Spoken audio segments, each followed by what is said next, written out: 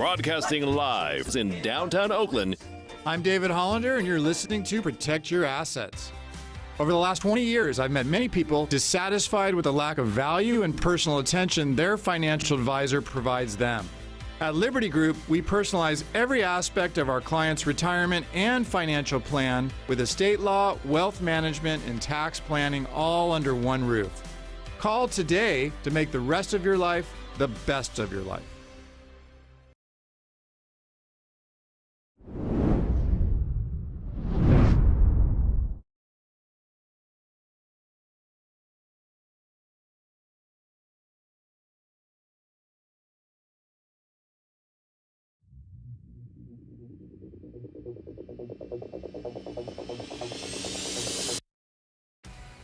Three rounds are over and done, and it is time to travel over to Europe and get ready for the first of the Formula One tracks to touch the calendar. Welcome, sim racing fans, to RaceSpotTV's coverage of the Real Racers Virtual Club presented by Liberty Group. We're bringing you coverage from iRacing's virtual Red Bull Ring, one of the newest tracks on the circuit, and what is sure to provide some exciting action here tonight.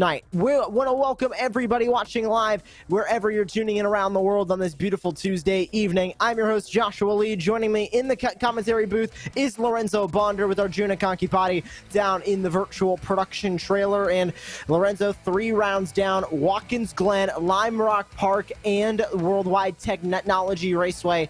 3 distinctly different tracks, 3 distinctly different races, and now we come to a Formula One track, which is the first of our 3-round swing of Formula One tracks, one of them being a former F1 track in a way with the legacy Silverstone, but Interlagos is still very much on the horizon as well as we go into the middle portion of this calendar.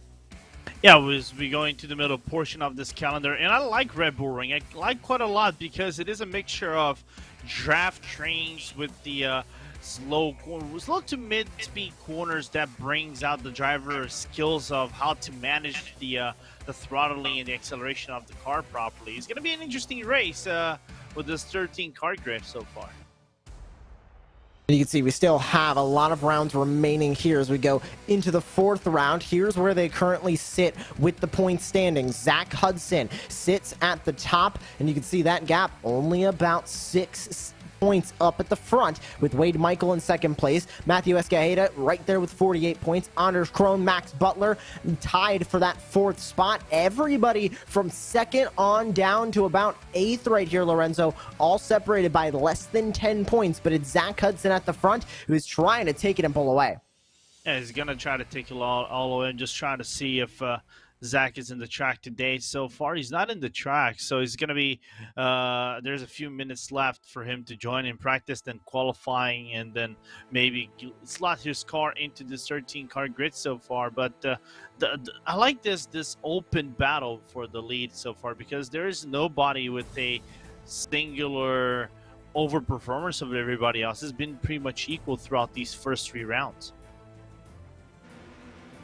And as we get started, or just finish up practice, I should say, around this racetrack, about 6.5 minutes remaining in the practice session, you can just get a really good view for this track. And Lorenzo, we were debating before we went live about, is it 9 turns? Is it 10 turns? I'm a part of the 10-turn club, mainly because the iRacing track map says 10, but I think it's 10 turns. Turn 2, that little kink going into turn 3 can count as a turn, and that's kind of just how this track works. It is very, very difficult to get around. We have the uphill to turn number 1 to almost an immediate downhill as we see one driver over onto their roof. But going through turn number 3, another very tight hairpin. Turn 4, a very tight hairpin. This track is full of very, very tight corners that you need to be careful getting back onto the gas if you want to be able to get a fast lap time. Yeah, it's 7 turns to the right-hand side, 3 to the left-hand side, if we're counting the 10 turns, of course, and if we're counting turn 2 as a proper corner, to be more specific.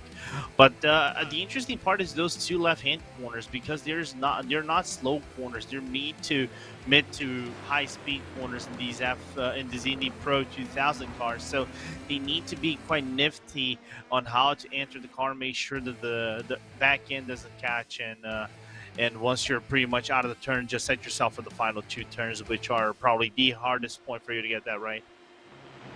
You see on the timing tower that Anders Krohn currently sits at the top of the leaderboard as we continue to work our way through practice, and a lot of excitement coming into tonight's race. Obviously, we're off the heels of a 1-week break, but 2 weeks ago we went oval racing for the first time on the campaign from Worldwide Technology Raceway, and what an exciting race we saw there. It was excitement from beginning to the end, and hoping that going to this big fast F1 track can bring just a little bit more of that as we go on board with Max Butler. As you see him working through the middle sector here at the Red Bull Ring through the left-hander, and in these Indy Pro 2000 cars as well, Lorenzo, a lot of this track is going to be flat out. We see it in the Formula 3 cars as well. It's not going to be like a Formula 1 car where you're getting on the brakes at the 100-meter board.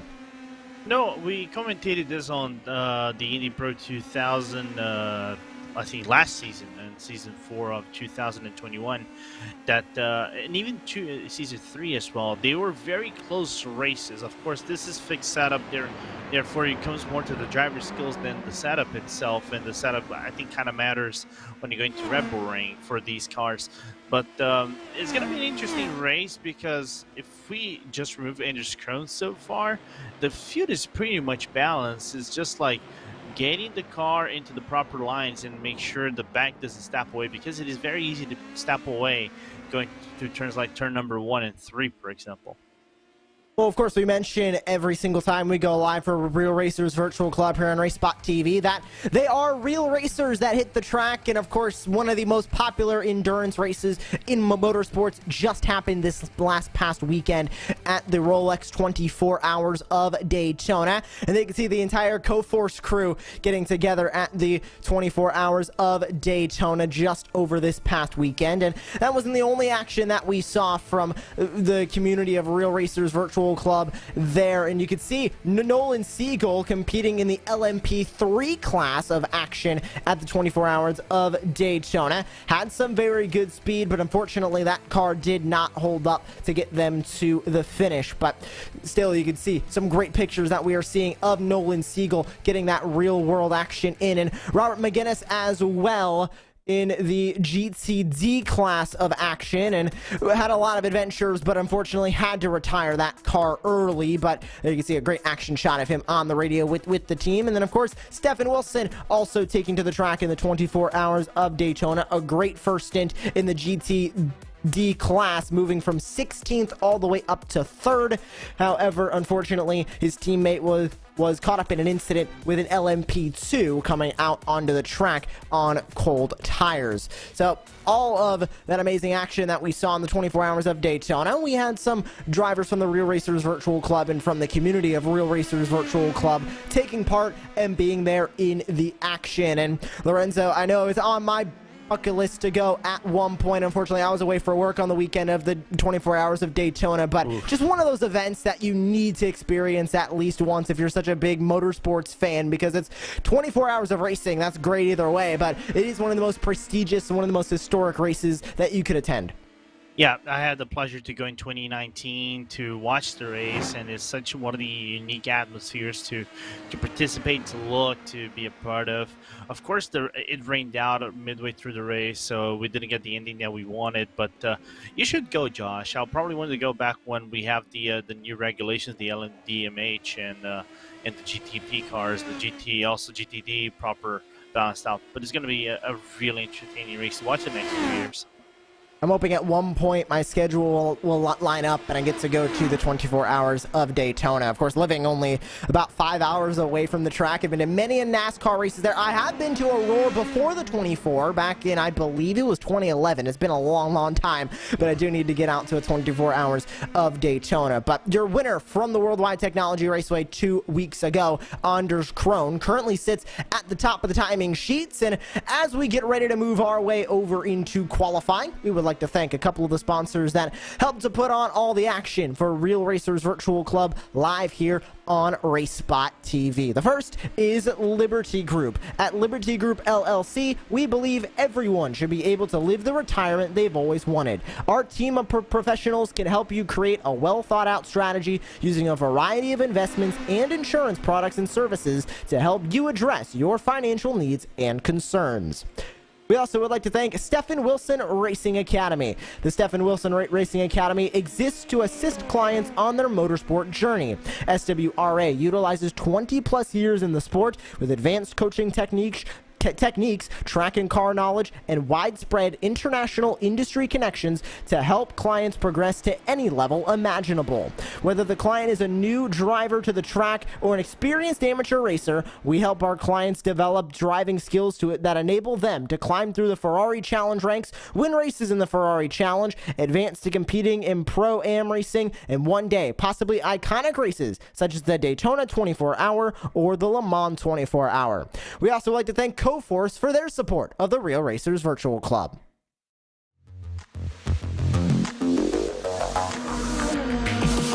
Coforce is a digital media marketing agency specializing in the world of motorsports. Working in a variety of racing series in North America, Coforce offers a full range of services, from video production and targeted branding campaigns to event planning and special projects. For more information, visit www.coforce.com or find them at a race event near you.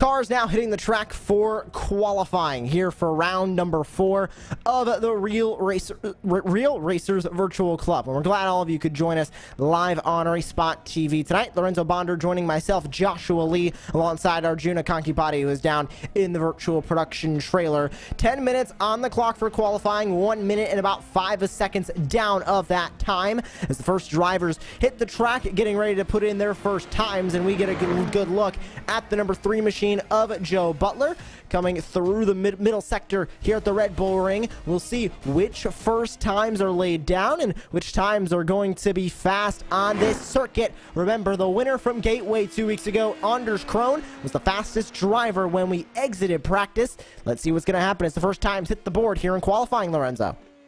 Yeah, and I expect the qualifying times to be right around the 126s, maybe mid-highs. If we see something like 126.1 that we saw from Anders at practice, it's going to be a little bit impressive in my honest opinion, but it's right around the border what we saw last season with the open setup cars. So they're fast, they're nimble, but I think the second lap is the trickiest one for you to get the time right, because the tires are still cold and you're trying to build up that heat in the tires, so you need to manage your corner entry and exit properly when you're doing the reacceleration.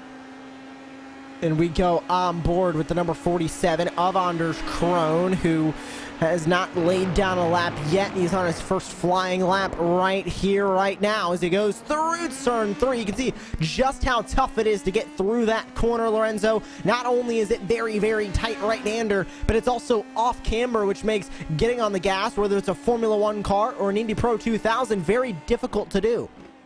Yeah, and also one more thing is that there is a small bump, when you see that turtle curve that stays on the inside of the curve, that for these open wheel cars, you really want to avoid them, because it might bounce the car or make sure the stability of the car loses around the corner, and you fully lose your momentum going to the outside portion of the corner and try to maximize your speed.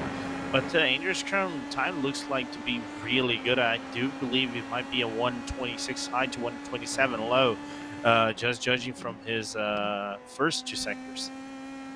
Max Butler, first driver in, and we'll see if Anders Krohn is going to be able to best his time. It's the two Butlers at the top. Can Krohn throw a wrench in it? 127.051, and by 0.5 of a second, he goes to first. But look at Nikita Lastachkin, going to move up to P number 2, now within 0.2 of a second of your current fastest driver of Anders Krohn.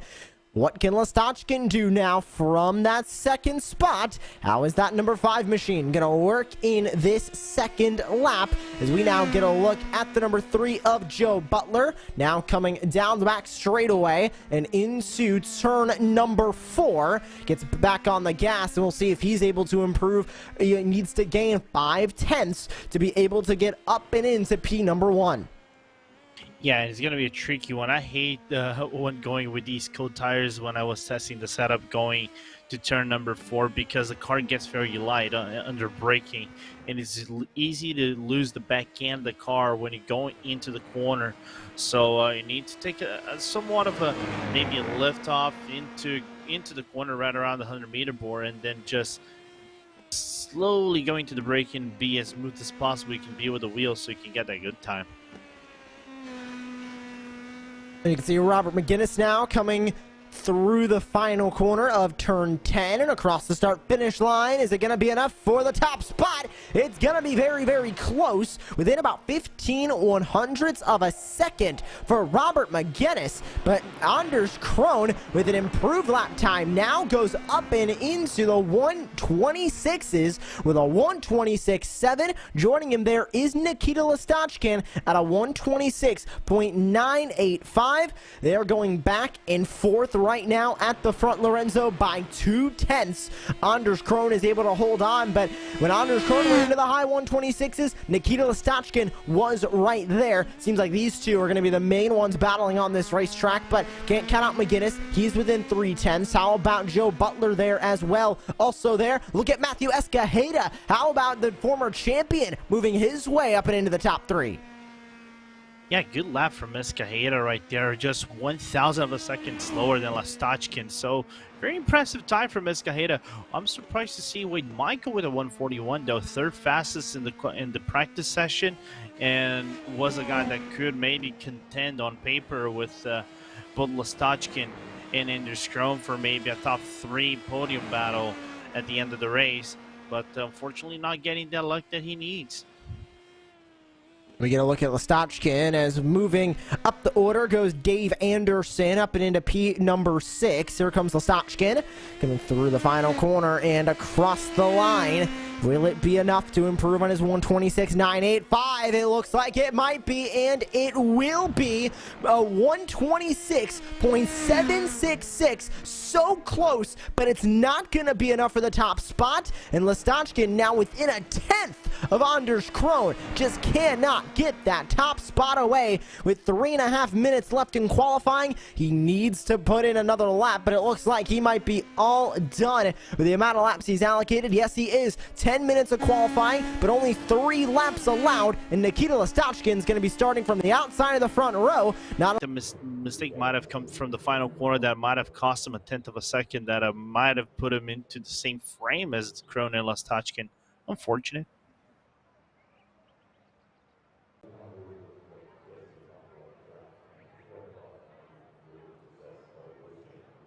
And with about 2 minutes remaining here in qualifying, looks like everybody just about wrapping up their 3 laps that they were allocated, and we're going to now wait around for us to go green flag racing. And tonight 30 minutes are on the docket when we go racing around the virtual Red Bull ring, and with Anders Krohn starting at the front, Lorenzo puts him in a really good spot to be the first driver to not only win multiple races this season, but also go back-to-back in the win column. Nobody's been able to do that this season. We have Andre Castro, Josh Green, and Anders Krohn in the winner's circle in the first 3 rounds. So Krohn not only will get his 2nd win of the season, first driver to do it, but also be the first driver to get 2 in a row.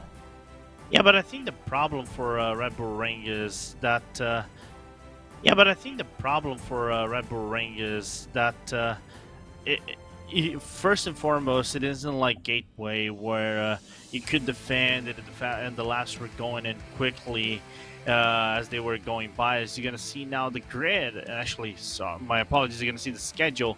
As we are around 4, Red Bull Ring, we still have Silverstone, the Legacy, and Interlagos. I'm going to say it very honestly to you, Joshua. I like that Legacy layout more than the actual layout. Because it is faster, it relies more on the driver's skills to keep up with the rhythm of the car. But it's going to be an interesting race to see if Anders Krohn can go back-to-back. You know, every time I think of the Legacy Silverstone, I just think of that one clip from the iRacing World Championship Grand Prix Series from a couple of years ago, and the massive Kroenke versus Hutu drama where Kroenke sent it down the inside of it. Hutu ran out of fuel. I just always remember that whenever I look at Silverstone Legacy. But we will be going there in the next round in 1 week's time, and then we'll finish out the F1 swing with Interlagos. And there's another look at the points. Zach Hudson sits on top. Now, he will not be registered for tonight's race. We have 13 drivers who have taken time in qualifying, 13 drivers in the session, and those drivers will be taking to the grid here in just a moment. But Wade Michael, who is currently sitting 9th in qualifying and looking to grid up in 9th place as well, has a very good opportunity to overtake for the points lead, at least for the moment, and we'll have to see how the drop weeks are factored in as we go through this schedule, but we'll see what will happen with the points. But first, we have to get through this 30-minute round, and it's time to take a look at the starting grid with Anders Krohn, winner from 1 week ago, sitting to the inside of row number 1 on the pole position with Nikita Lastachkin to the outside. Matthew Escajeda and Robert McGinnis are going to share that second row, with Joe Butler and Rick Sheldon sharing the third row on the grid. Dave Anderson and Max Butler are going to share the fourth row, 7th and 8th, with Wade Michael and Nicholas Leo rounding out your top 10.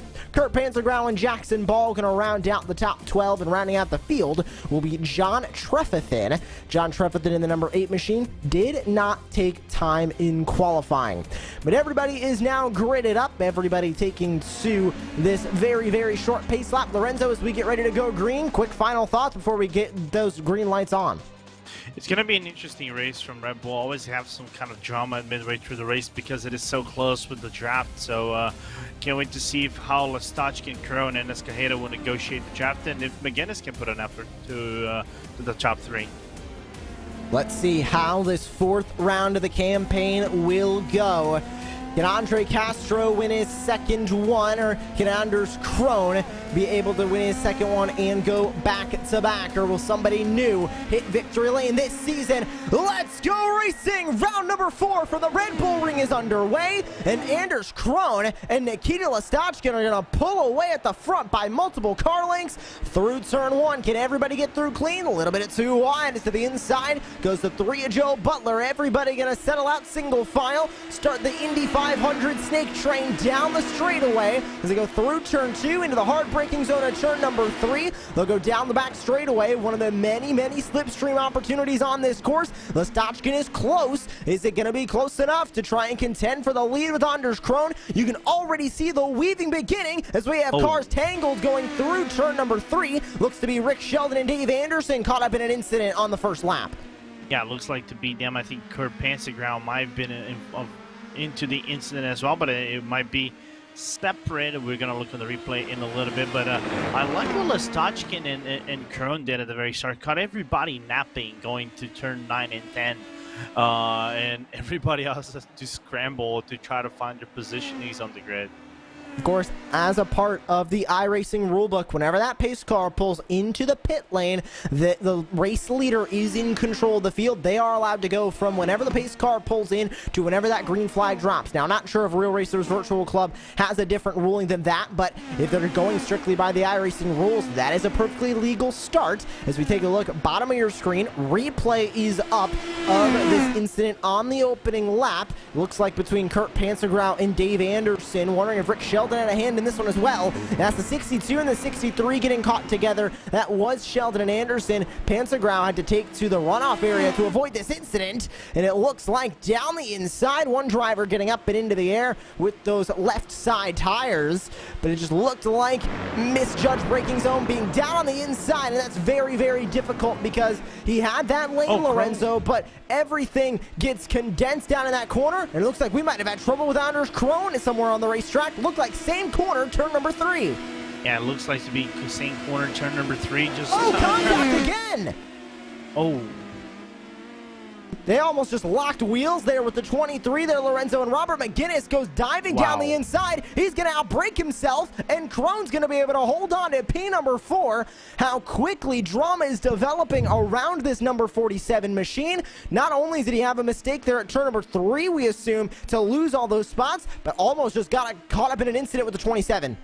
I expected drama to come midway through the race because that's what happened in the open setups, but well, proved myself wrong again. You know, drama within the first 2 laps, and those cold tires making a hell of a difference. You can see Krone trying to go on the outside, may have broke himself on the transition.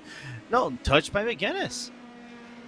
And they got locked up together there, so McGinnis also losing spots, and you can see Nikita Lastachkin was able to overtake for that lead spot, and then was trying to defend. That pushed Krone to the outside, and McGinnis just too hot, not enough brakes coming into turn number 3. They got hooked up, and luckily did not have any more damage than that, and it looks like coming down the back straightaway, whether that was a little bit of an unfriendly tap from Anders Krone or if it was all innocent and he wasn't trying to hit him at all, they did come together again on the back straightaway. And there goes McGinnis, another hot moment coming into turn number 4. And Anders Krone says, thank you very much. I'll keep P4 to myself. That's a sin, though. That is a sin to call one. Oh, yeah. He was definitely sending it into those 2 corners, and unfortunately, at least in turn number 4 and turn number 3, did not work for McGinnis. Hard on the brakes again, wondering if we might have some brake issues or if we might just be misjudging these corners. That is a 3rd mistake whenever we're focusing on that number 27 that we have seen, and since then, he has lost a spot to Jackson Ball as well, falling himself outside of the top 5, and it looks like right on his back bumper, here comes the one of Max Butler to go battling for that 6th spot. You're on board top bar with Max Butler. So take a look to the outside of McGinnis. Definitely thinking now, Lorenzo, that number 27 might have some sort of damage on that race car that is affecting the speed. Yeah, he does have front-end damage. His front left wing is slightly bent, and that is affecting way too much the performance out of the car. I do believe there might be some suspension damage as well. And he actually blocked it in the pit lane and fully spins himself. I don't know if that's going to be a unsafe pit entry, though.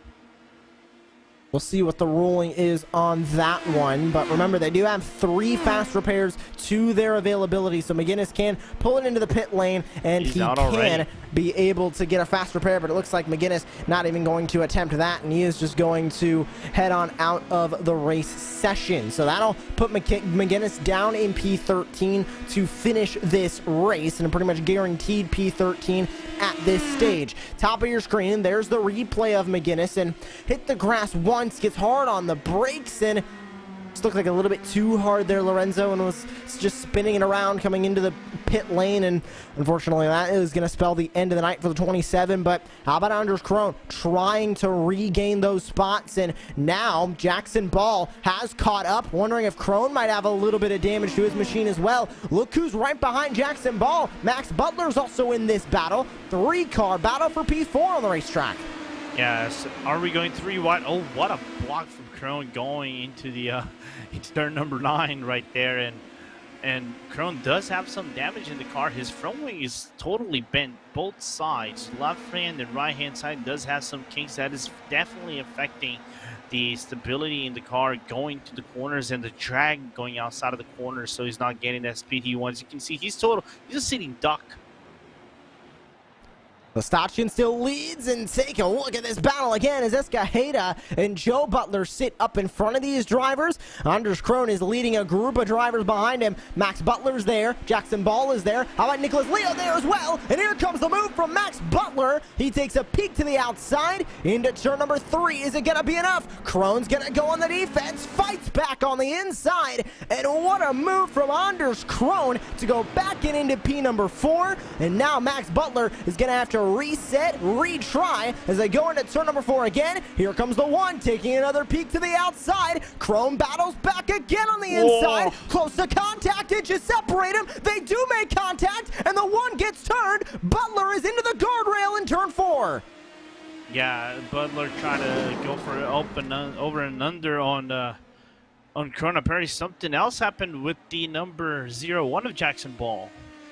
It looked like Crone just came together with another driver on the racetrack. I believe that was the 07 of Jackson Ball, and they both got collided in turn 5, and Anders Crone is now towing it back into the pit lane. So it looks like the 2 in a row, the first dual winner of the season, is not going to happen here at the Red Bull Ring. There's the contact that sent the one off and into the guardrail. That's Max Butler. Here's the second bit of contact through turn 6, and you can see them just get hooked up at Power Horse, and Anders Crone was not having any of that. He towed it back into the pit lane. That allowed Jackson Ball's car to be freed from being stuck basically to Anders Crone's number 47. Now Jackson Ball pulls it into the pit lane for a fast repair, but you can see Lorenzo, he was really just on the defense trying to keep those spots, and unfortunately they got a little bit too close. That led to contact there, and just a little bit too close again, and not enough brakes there either,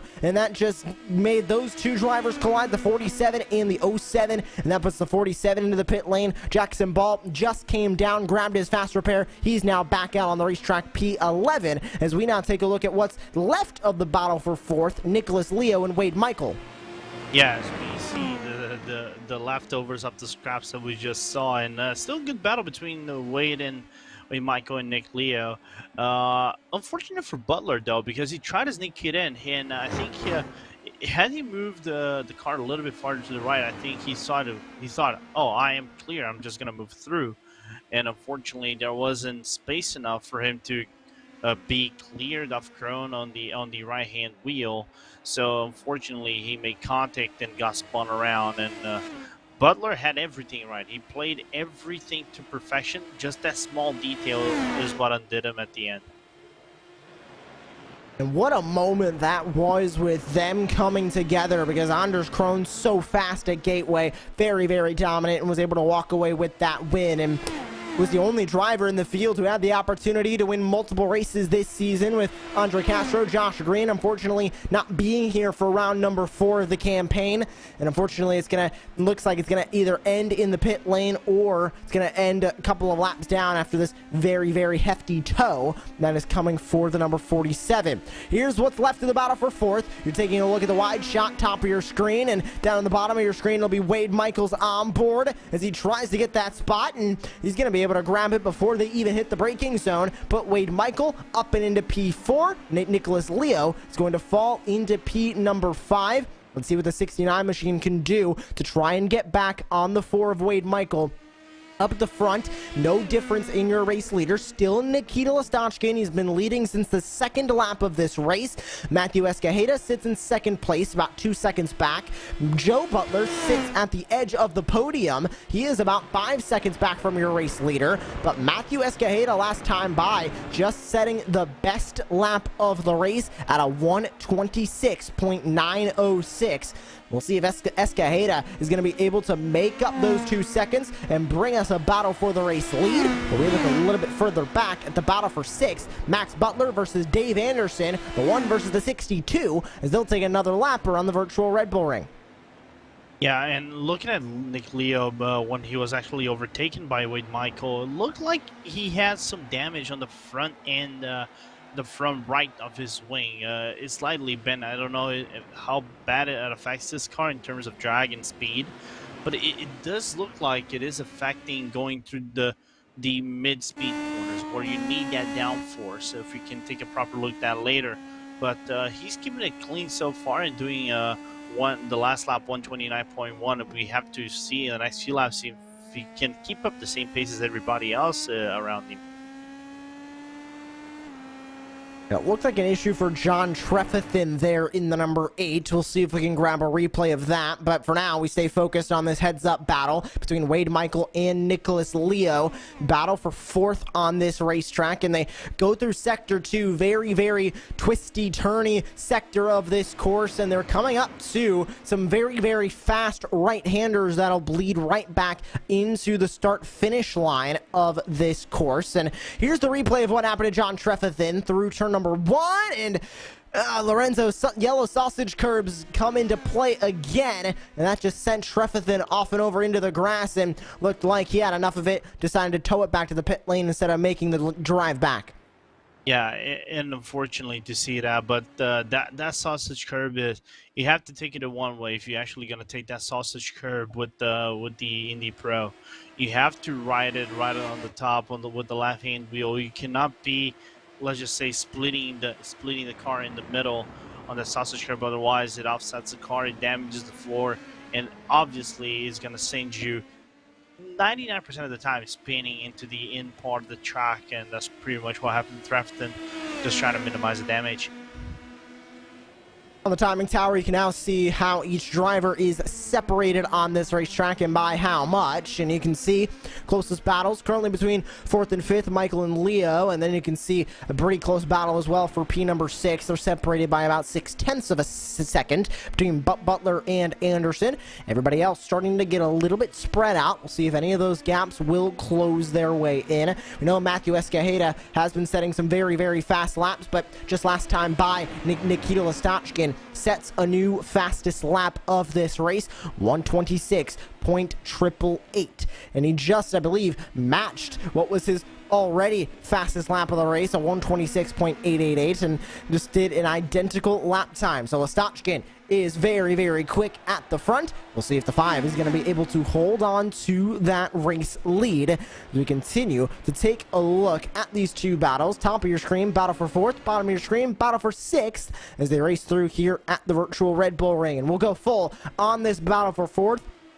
Wade Michael and Nicholas Leo. And we talk about, of course, with so many real-life drivers being racing here in the Real Racers Virtual Club. We sit on board now with Nicholas Leo, but he is, of course, a motorsports video producer and a marketing agency as well. Always been interested in racing, and his father working in the industry for over 20 years now. But we talk about how many drivers we have that are involved in the real life side of racing. Wade Michael is no exception. A native of Green Bay, Wisconsin, and has been karting for over 10 years and always going to Road America. Decades-long obsession with racing, and just great to see so many drivers from the real world taking their hand in the virtual world, whether they've known the virtual world for a while or they're new to it. Just great to see everybody getting involved and running some laps here and running for some points in a championship here in Real Racers Virtual Club.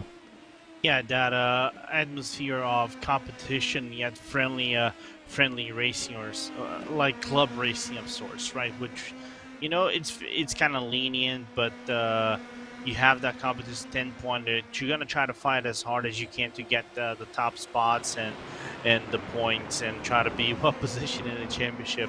That is mainly going to go for bragging rights, but hey, still bragging rights is worth something, right, Joshua? So it's going to be an interesting one, how this championship progresses, because we know there are lots of drivers involved in their Discord, and of course, real-life commitments do happen here and there, but the passion for racing is always there, whether they're competing on the track virtually or in real life altogether or not. We still focused on this battle for 4th as Listachkin continues to extend his lead at the front. And you can see just how close these drivers are getting as they race on through turn number 4. They'll go through the tight kink of 5 into turn number 6 and downhill into 7. And you can see just how close they're getting here, Lorenzo. And we've seen so many close battles, unfortunately, end in contact so far today. And it's just so easy to do. One slightly missed braking zone, if you're running so close together, can lead to some very, very easy contact to make, as Listachkin sets a new fastest lap of the race at a 126.830. Got to be careful when you're running so close together, but this is the racing we love to see. We love to see drivers racing together and making those moves, and waiting to see when Nicholas Leo is going to try and make another move on Wade Michael. He's been close, but hasn't been able to make anything happen just yet.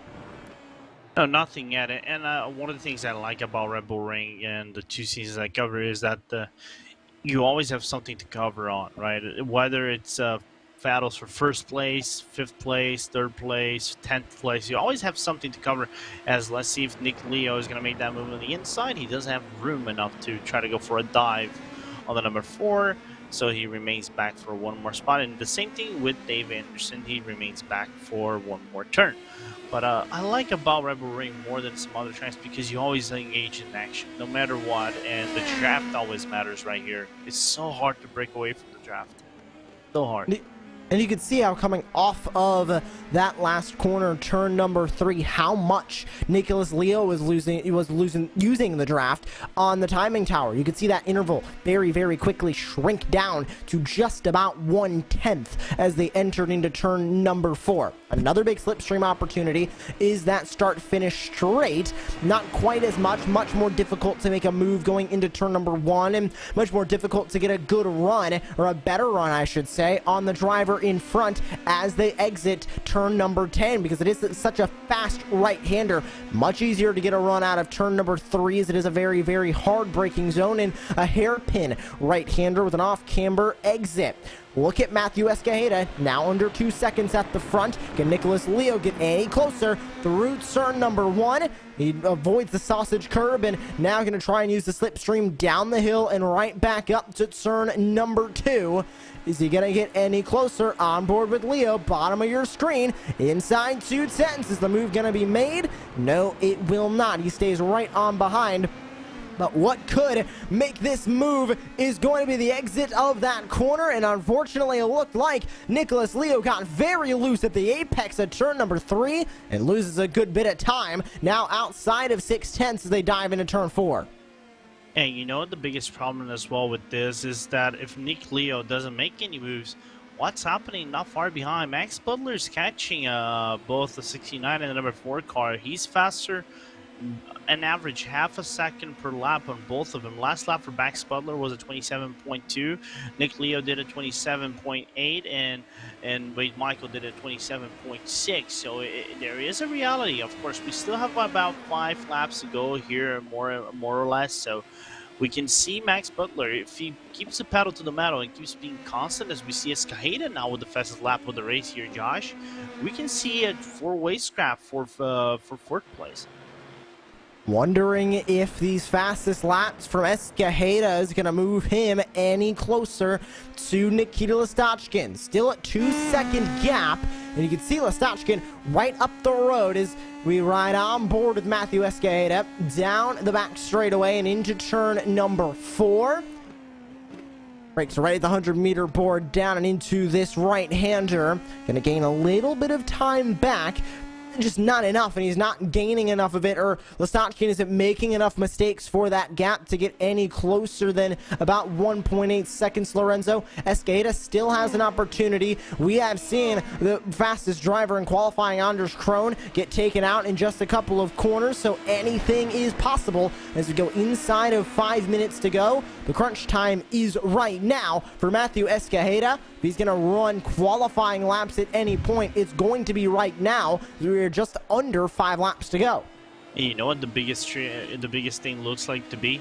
Remember when we were broadcasting this at Gateway, and the similarities do appear to be, as we're still seeing this battle between Michael and Nicholas Leo, as I think Leo might be able to make the move. Let's see, he's not gonna have the room enough, and I think the wing might be a factor over here, Josh. But back to the point, Krohn was in a similar situation. He was in first place, had opened up a little bit of a gap, but eventually the drivers were piling up on him.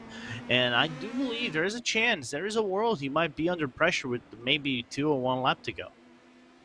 That battle for first separated by 1.8 seconds. That battle for fourth is separated by about 2/10. And that battle for fourth is going to get exponentially more interesting as right on the back gearbox goes the 69 and Nicholas Leo. Is he going to make the lunge? No, he is not. He'll stay right behind, buying his time as Nicholas Leo goes for another great exit off of turn number 3. Is it going to be enough down the back straightaway with that slipstream to make a move into turn number 4? Inside 3/10, he'll go just about to 2.5 tenths at the braking zone, but Nicholas Leo content with P number 5 at the moment. Do you think, Lorenzo, he might be just buying time sitting there in 5th and wanting to make the move at the last possible moment so Wade Michael doesn't have an opportunity to come back? I do think so. With the damage that he has, I think he's going to make the move maybe on the final lap or two to go and then try to fend off as best as he can to try to get away from, as Stochkin now fires back with the best lap off the race and with a 1:26.740. I do believe that that battle might come down to a last lap battle, maybe into turn number 3, maybe turn number 4, depending on circumstances. It all depends on how clean he drives out of turn number 1 and maybe turn number 3. 2 minutes, 40 seconds remaining. Leo close again as we look at Nikita Stochkin down the back straightaway, and you can just see how big that gap is between himself and Matthew Escajeda, who sits in P number 2. But what a run for Nikita Stochkin here in this race from the virtual Red Bull Ring. Here's the move for Nicholas Leo to the inside in turn 3, and he's going to overcook it on the exit. Nicholas Leo had the move made, was overzealous on the throttle as he came through turn number 3, and the off-camber corner Lorenzo has just bit Nicholas Leo, and he has lost a ton of time now to Wade Michael, and now he's going to have to worry about Max Butler, who sits behind. Replay up on the bottom of your screen. Leo had the move made, but got spun around on the exit of this corner. Right there's the moment. Right there is the moment, and it's so tricky to get the acceleration on the inside portion of the turn number 3, because you basically have to do it on a straight line and with a gradual acceleration if you want to try to plummet the paddle and go for full acceleration immediately. It's tricky, so that's why the car stepped out a little bit and lost a lot of time. And the problem is Max Butler is already sniffing on his back, and he has on paper a more straightforward car, or a car that is more in total shape than I think Leo at the current moment. Gonna go inside of 1 minute left. This time by Nikita Stochkin. We'll look for that white flag. And it'll be 1 lap to go from the virtual Red Bull Ring. Now the big question is, can Nicholas Leo hold on to a top 5? He had P4. The mistake happened 1 lap ago. This very corner is not going to be a mistake this time by Max Butler. Gonna have to try and fight from P6, and you can see Nicholas Leo feels the anxiety. He can feel him in the rear view mirror. Is anything going to be able to be done from Max Butler? Unfortunately, nothing can be done. He dives into the inside. Leo goes maybe a bit wide on the exit, but not enough for Max Butler to be able to make a move. And as he comes across the line, Russian racing driver, 2021 Indy Lights competitor Nikita Stochkin takes the white flag as the battle for 5th becomes very, very exciting through turn number 8 on the racetrack. They'll dive into turn 9. How is this battle going to heat up as they go to the white flag lap? It's going to be interesting because Butler tried to go for 2 moves on the left-hand side turns, but got blocked off early. That wing is damaging Leo so badly on the reacceleration that Butler, whenever he wants to make the move, is not good enough. Here's the side-by-side onto the grass, a dirt kick-up from the number 1 machine of Max Butler. He'll take a look to the outside, and he's got the move made at 1, and they make contact. Leo hits Max Butler. Butler gets turned around at turn number 1. He'll lose a spot to Dave Anderson as well, and now that'll move Max Butler into P number 7. And what the move was done for turn number 1 for P number 5. And unfortunately, 1 slight bit of contact has moved Max Butler down into P7, but the driver avoiding all of the carnage, avoiding all of the drama tonight, leading since lap number 2 of the race, is Russian racing driver and 2021 Indy Lights competitor Nikita Stochkin, bringing the number 5 through the final corner at the virtual Red Bull Ring. He wins his first race of the season at round number 4.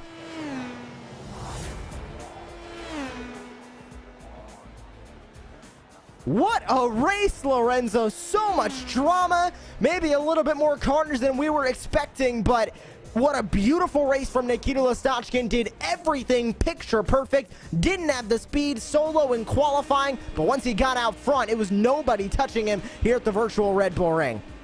Yeah. Nikita was pitch perfect in this race, did nothing wrong. Basically made the move in the appropriate time, forced Anderscone to make the mistake. Unfortunately, everything happened for Anderscone to him to get the DNF.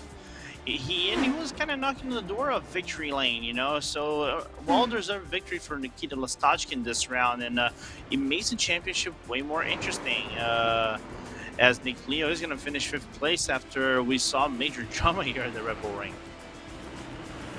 Final drivers making their way across the finish line, and we get ready to take a look at your full race results from the virtual Austria. And what a race we saw. 13 drivers took to the grid. 11 of them were able to finish under their own power, coming across the start-finish line after 18 fully completed laps. Nikita Listachkin is able to grab your race win for round number 4. Matthew Escajeda will finish in P2. Joe Butler will finish P3. Wade Michael and Nicholas Leo are going to round out your top 5. Dave Anderson and Max Butler finish 6th and 7th. Kurt Panzergrau and Rock and Roll Rick Sheldon, and with Jackson Ball also rounding out your top 10. Back from there, P11, John Trefethen, he finishes 2 laps down, but under his own power. And unfortunately, Anders Krohn and Robert McGinnis both getting caught up in incidents. They towed it into the pit lane and retired from this race, 13 and 16 laps down respectively.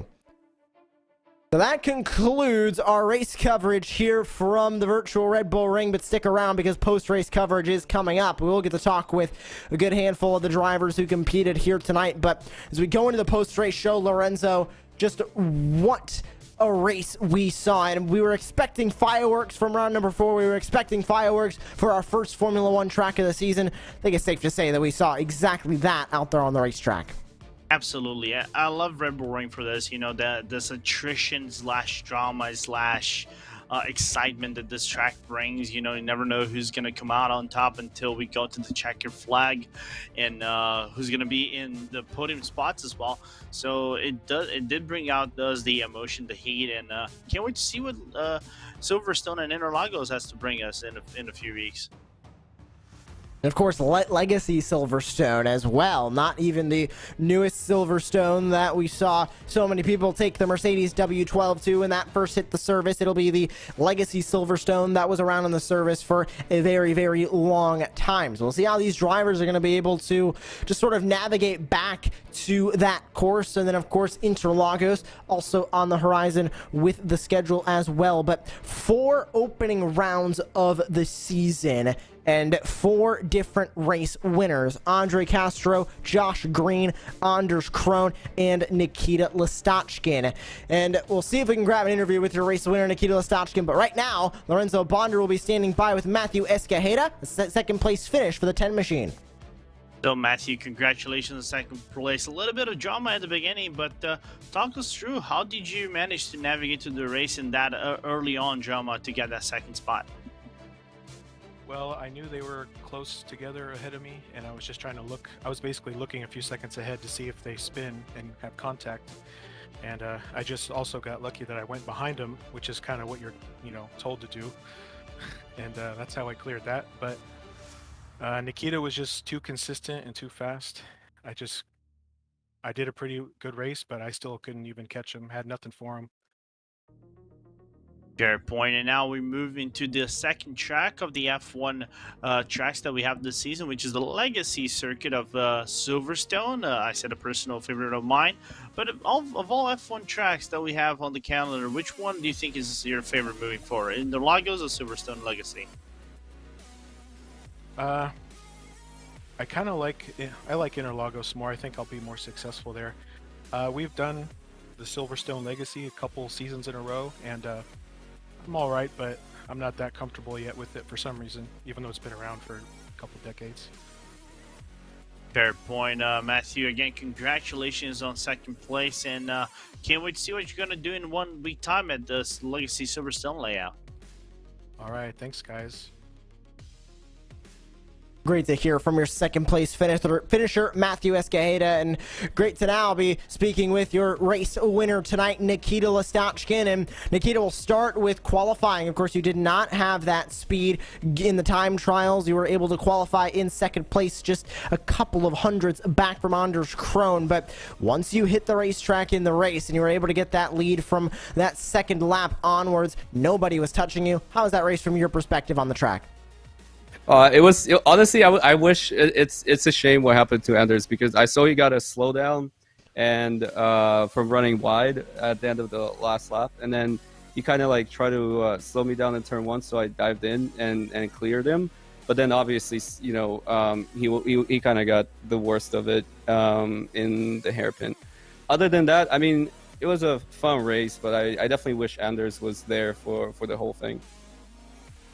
And of course, it was you two who were butting heads when it came to qualifying, both of you being right at the top, but you just a little bit shorter than him when it comes to the times. And going through that race, leading all of those laps, and just kind of taking the momentum that you had here at the Red Bull Ring, do you think that's going to translate as we go through the rest of the calendar with Silverstone Legacy specifically on the horizon, but also Interlagos, another one of these large F1 tracks that we're going to go to on the campaign?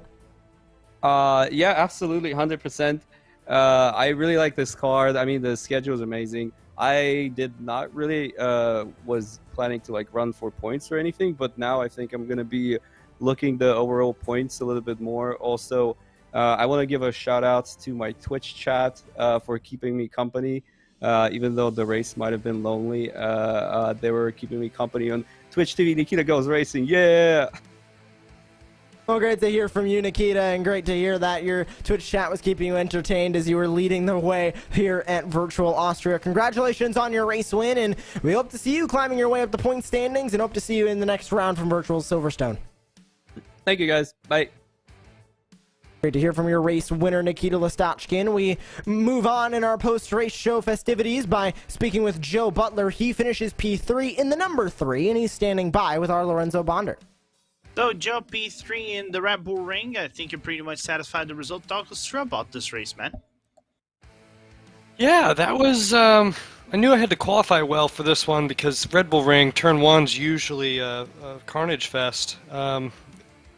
Wasn't turn one this time. It was turns 2 or 3, whichever it is, the hairpin. So I just knew I needed to be somewhat at the front, and I was going to be able to stay out of the wreckage. Fair point, man. And what do you think you need to do? What do you think are the key things to tackle on maybe for Silverstone to try to get that top result, if you're participating, of course? Silverstone. Wow. Just head down, focus. I need to make sure that I don't lose the draft. I know there's a lot of long straightaways there. This race, I had a hard time keeping up with Matt. He just had outright pace, and I lost his draft. So hopefully I can stay closer to the car in front of me in the next race. Fair point. Joe, enjoy your third spot, man. I can't wait to see what you're going to do in 1 week time at Silverstone Legacy. Thank you very much. Thanks for having me.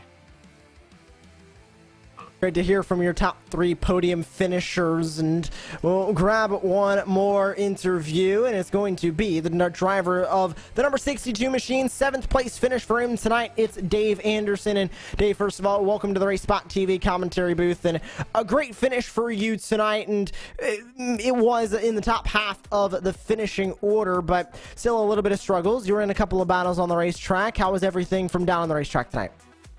It was great, you know, a great bunch of guys that really, you know, drive well and make it a lot of fun. I unfortunately got tangled up in the first lap, all my fault, and caused some damage to Max, and then had to follow him for a good chunk of the race. But we had a pretty good little battle going for a while. Sorry to see Max get taken out on the last lap, but yeah, it was a lot of fun. A lot of good drivers out there tonight. And of course, with this being the Real Racers Virtual Club, yourself having a good handful of real-life racing experience, but taking these Indy Pro 2000s in the iRacing simulation, how different is it than the real-world stuff that you've experienced? Because we hear so much from a lot of the high-profile drivers, and it's pretty much almost the exact same thing, just in a virtual space. Do you feel the same way with your level of experience when it comes to real-life racing? Well, my racing currently is in vintage cars, so it's definitely a lot different being in a vintage 1969 Datsun than in an open wheel Formula car. But a lot of the same things apply. So it's very it's very similar. It feels real good, and I know that this is making me ultimately a better driver and a better racer. Situationally. So like tonight's situation, I didn't make all the right decisions, but that's going to pay off in my first historic race in April up at Sonoma Raceway. So looking forward to that. And good luck in that one as well. And great to hear that, whether it's top echelon of motorsports or whether it's local guys at Weekend Warriors, that everybody can benefit here from the sim. And congratulations on your finish tonight, Dave. And we hope to see you in the future rounds. We hope to see you with a good finish and maybe on the podium at the Silverstone Legacy track next week. Hey, thanks, RaceSpot. Have a great one. Take care. Great to hear from our podium finishers, plus Dave Anderson here in the post-race show on RaceSpotTV. And Lorenzo, as we put a bookend onto this round number 4 from the virtual Red Bull Ring, we go to yet another very, very popular Formula One circuit. Just a little bit back in time as we go to the legacy version of Silverstone. Going to be a big challenge for these drivers as they're going from what a lot of drivers are familiar with, whether it's this sim, whether it's the new Formula One games, this style of Silverstone, going to something almost completely different. Completely different. You don't have basically the first corner, which instead of a right-hand side is a left-hand side. So going to be an interesting how they also take Vale. Could be a little bit more wide open than usual. This layout is interesting. I love the old layout of the pre-2011 layout, but it should provide a very entertaining race, a little bit of what we saw over here at the Red Bull Ring with the draft trains, but it's going to be exciting nevertheless. Using the old pit straight, which then was the pit straight, just straight up, and Cop's Corner is turn number 1 down into Maggots and Beckett's. It is going to be very, very interesting to see how these drivers take to the Legacy Silverstone. You can catch all that action. It is in 1 week's time, February 8th, same place, same time, starting at 10:15 p.m. Eastern, only right here on RaceSpotTV. For you, Louise, helping out in the post-race show, for Arjuna Kankipati pushing all the buttons in the virtual production trailer, and for my colleague Lorenzo Bonder, my name is Joshua Lee, and we thank you for tuning in to round number 4 of the Real Racers Virtual Club. Congratulations to our race winner, Nikita Listachkin. 4 rounds down, 4 unique winners. Join us in 1 week's time to see if we'll have any more repeat winners, or if we're going to go 5 in a row with unique.